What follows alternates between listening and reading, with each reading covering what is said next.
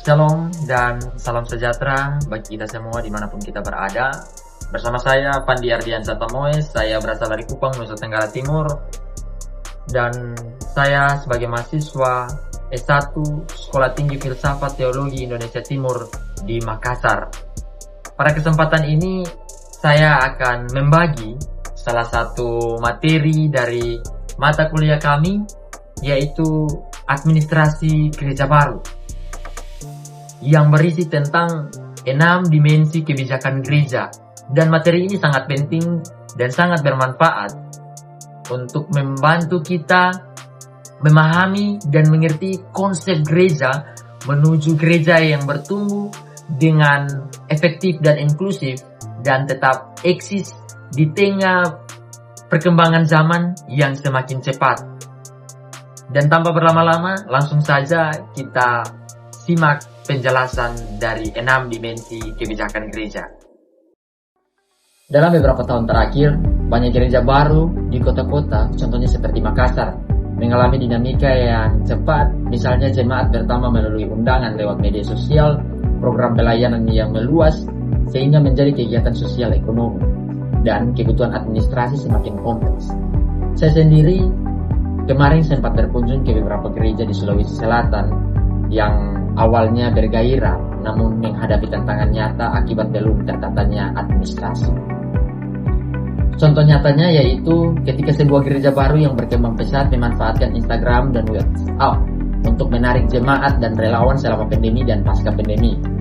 Pertumbuhan itu membawa energi tetapi juga masalah. Komunikasi yang dominan lewat pesan singkat membuat keputusan strategi sering terfragmentasi. Contohnya seperti informasi penting yang terselip di grup chat sehingga beberapa relawan tidak memanfaatkan atau mendapatkan instruksi. Dan bantuan bencana yang diterima dari donatur online dikelola tanpa SOP yang tertulis. Kemudian muncul tuntutan transparansi ketika warga menanyakan kriteria penerimaan bantuan. Sementara itu, pelayanan anak dan remaja semakin digital seperti kegiatan daring dan tatap muka bercampur. Akan tetapi, gereja belum menerapkan kebijakan keamanan digital dan pemeriksaan latar belakang relawan, sehingga risiko pelanggaran atau kesalahpahaman sangat meningkat. Di sisi teologi, ketidaktepatan pengajaran terkait isu-isu kontemporer, misalnya pemulihan trauma, etika digital, atau pandangan teologis tentang kesejahteraan, memunculkan kebingungan karena gereja belum memiliki dokumen pengakuan iman yang menjelaskan posisi teologisnya terhadap isu-isu baru. Struktur organisasi yang masif informal membuat manajemen acara kemasyarakatan seperti program bantuan ekonomi kepada keluarga pasca bencana banjir berjalan tidak stabil, sehingga kolaborasi dengan pihak pemerintahan dan desa LSM menjadi tidak maksimal. Tanpa indikator evaluasi yang jelas, gereja sulit menilai apakah program pemberdayaan benar-benar meningkatkan kesejahteraan keluarga atau hanya memberikan solusi sementara.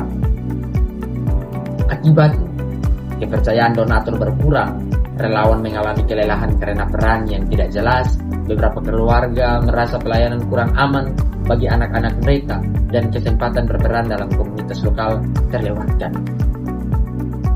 Gereja sebagai tubuh Kristus bukan hanya komunitas ibadah, melainkan juga sebuah institusi yang memerlukan tata kelola yang baik agar pelayanan, misi, dan persekutuan berjalan efektif dan setia pada firman Tuhan.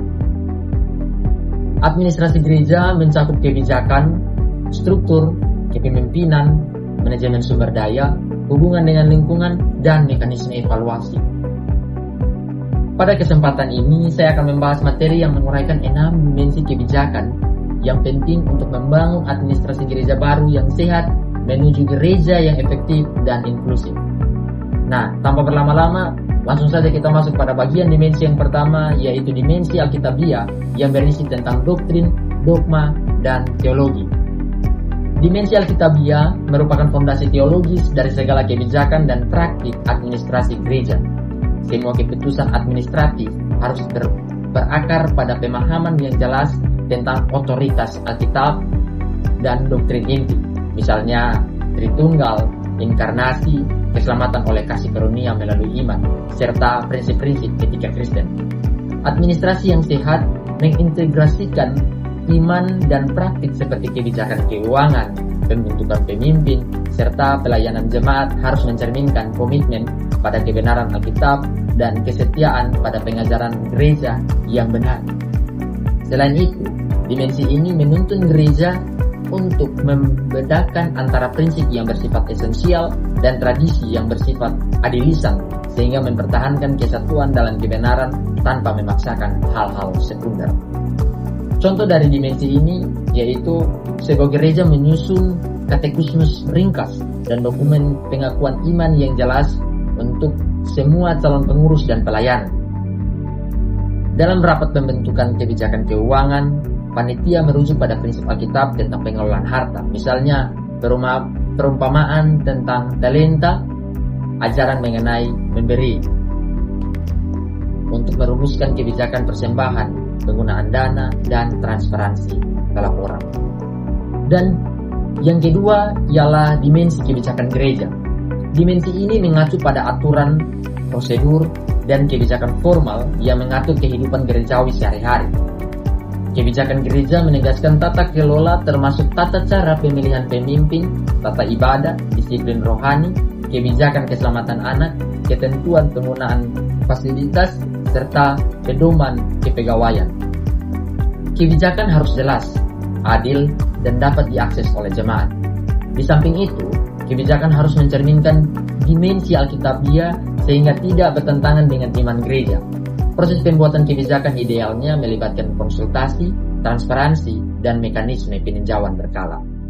Contohnya, seperti saat gereja menyusun buku tata tertib yang memuat tentang cara pemilihan majelis, prosedur verifikasi, serta latar belakang relawan yang bekerja dengan anak. Kebijakan izin, penggunaan gedung untuk pihak ketiga, dan standar akuntansi internal. Semua kebijakan dipublikasikan di situs gereja dan dijelaskan dalam pertemuan tahunan jemaat. Contohnya, seperti gereja yang menyusun buku tata tertib yang memuat tentang cara pemilihan majelis, prosedur verifikasi latar belakang relawan yang bekerja dengan anak, kebijakan izin penggunaan gedung untuk pihak ketiga, dan standar akuntansi internal. Semua kebijakan dipublikasikan di situs gereja dan dijelaskan dalam pertemuan tahunan jemaat. Dan yang ketiga ialah dimensi manajemen dan kepemimpinan. Dimensi manajemen dan kepemimpinan menekankan keterampilan praktis dalam mengelola sumber daya manusia, keuangan, program, dan waktu. Kepemimpinan gerejawi harus transformatif sehingga memimpin dengan pelayanan, teladan rohani, visi, dan kemampuan membentuk budaya gereja.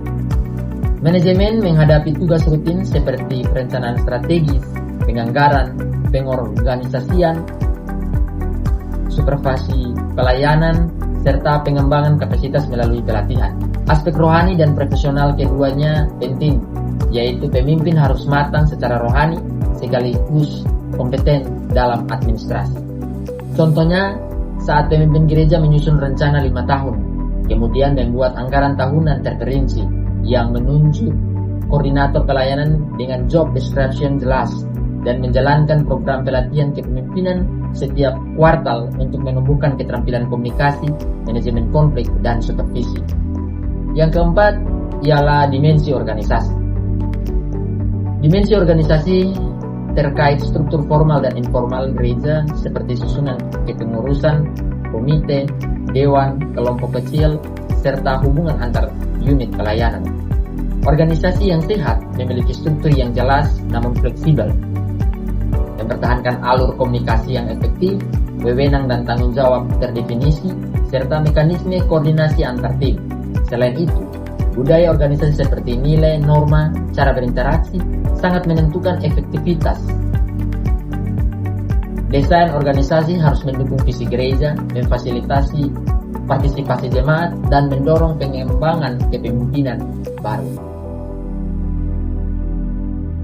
Contoh dari dimensi ini, gereja menerapkan struktur kepada majelis atau dewan sinode di tingkat lokal sebagai badan pengambilan keputusan strategis seperti komite pelayanan pada pemuda, wanita, anak, dan sosial dengan kepala bagian masing-masing yang akan melapor setiap bulan.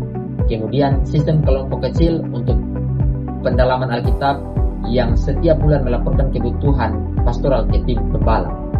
Diagram organisasi dan flow komunikasi ditempel di papan pengumuman dan digital agar ditahu oleh orang-orang yang berada di dalam lingkungan gereja. Dan yang kelima ialah dimensi ekologi organisasi gereja. Dimensi ekologi organisasi melihat gereja sebagai bagian dari lingkungan sosial, budaya, ekonomi, dan ekumenis yang lebih luas. Ini mencakup hubungan dengan masyarakat lokal, pemerintah, lembaga sosial, organisasi lintas iman, serta respon terhadap isu lingkungan dan sosial. Pendekatan ekologi menuntut gereja peka terhadap konteks seperti pelayanan sosial, diakonia, serta keterlibatan dalam keadilan sosial dan program pemberdayaan komunikasi yang merupakan bagian administrasi yang relevan. Selain itu, menjaga kesehatan relasi internal, seperti iklim terpercaya, saling mendukung, dan inklusif adalah bagian dari ekologi internal gereja. Contohnya, gereja harus membuat program pemberdayaan ekonomi keluarga di wilayah sekitar, bekerja sama dengan puskesmas dan dinas sosial untuk pelayanan kesehatan dan bantuan pangan ketika mengalami krisis. Gereja juga memformalkan kerja sama lintas denominasi untuk program kemanusiaan. Di dalamnya diberlakukan program kesejahteraan pelayanan seperti rotasi tugas dan konseling untuk menjaga iklim kerja tetap positif. Dan yang keenam dan bagian terakhir ialah dimensi evaluasi kinerja gereja. Dimensi evaluasi gereja menjaga agar gereja terus belajar, bertumbuh, dan bertanggung jawab. Evaluasi meliputi aspek rohani yaitu kualitas pengajaran dan pertumbuhan iman jemaat. Kemudian operasional yaitu melihat kinerja program dan penggunaan anggaran. Selanjutnya kepemimpinan merujuk pada efektivitas pelayanan dan dampak sosial yaitu perubahan dalam komunitas. Evaluasi harus menggunakan indikator yang jelas, terukur, dan relevan sehingga kuantitatif dapat terlihat dari kehadiran ibadah, jumlah peserta kelompok kecil, serta rasio pengeluaran program, dan kualitatif juga dapat terlihat dari kepuasan jemaat, testimoni transformasi, dan kualitas hubungan pastoral. Proses evaluasi melibatkan pelaporan berkala, review oleh dewan, serta tindak lanjut berupa perbaikan kebijakan atau pelatihan.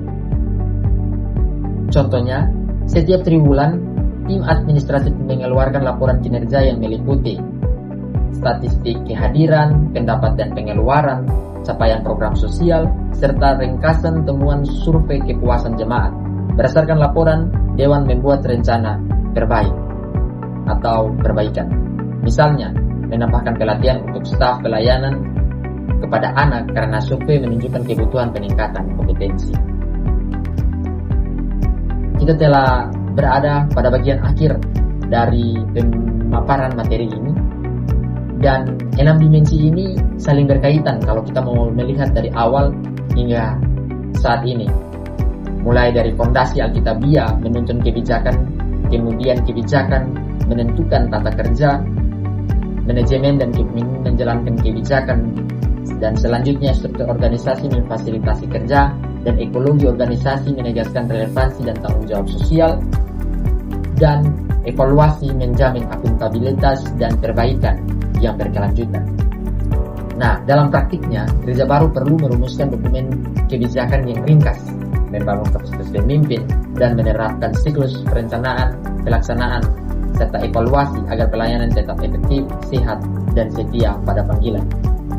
Saya mau ingatkan untuk kita semua bahwa di bagian inti dari administrasi gereja baru ini adalah bagaimana kita membentuk dan mengelola gereja kita secara baik dan efektif sehingga tetap berdiri eksis di tengah perkembangan zaman yang semakin pesat dan semakin maju, dan kita tidak tergoyahkan oleh doktrin-doktrin dari luar, tetapi kita tetap mempertahankan inti dari ajaran kita yang berpusat pada Tuhan sebagai kepala gereja.